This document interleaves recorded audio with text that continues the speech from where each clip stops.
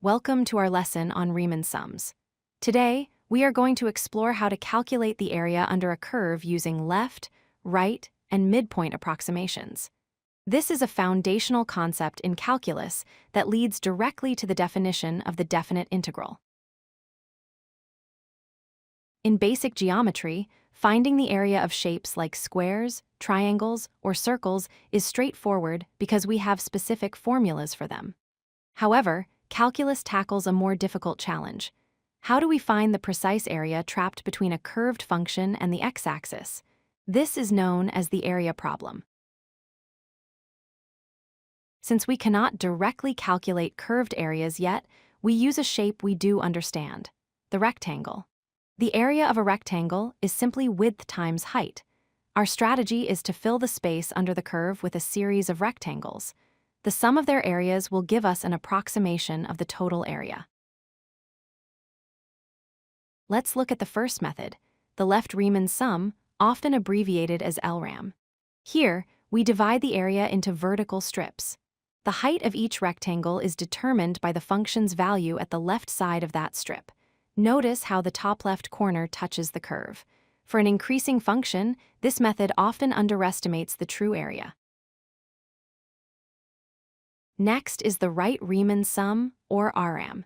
In this method, the height of each rectangle is determined by the function's value at the right side of the interval.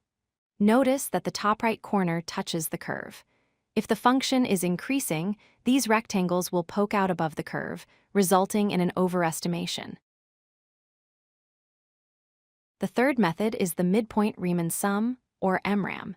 Instead of using the left or right endpoints, we use the exact middle of the interval to determine the height. Notice how the rectangle crosses the curve, leaving some space out, but also including some extra space. These errors tend to cancel each other out, making the midpoint sum often the most accurate of the three. Let's compare them side by side. The left sum leaves large gaps below the curve. The right sum includes significant extra area above the curve.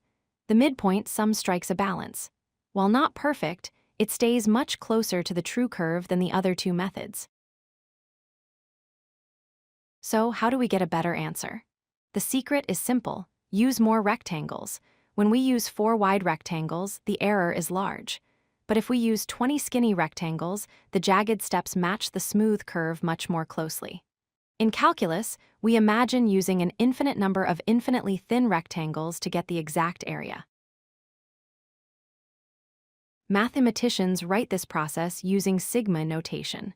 This formula says, sum up the areas of all rectangles. F of x sub I represents the height, and delta x represents the width. By adding all these products together, we get our total approximation. To recap, we estimate the area under curves using rectangles. We can choose the height based on the left, right, or middle of the interval. The midpoint sum is generally the most accurate approximation, and using more rectangles always leads to a better result. This concept of adding up tiny slices is the heart of integral calculus. If you like this video, hit that like button and don't forget to subscribe. Visit codelucky.com for more such useful content.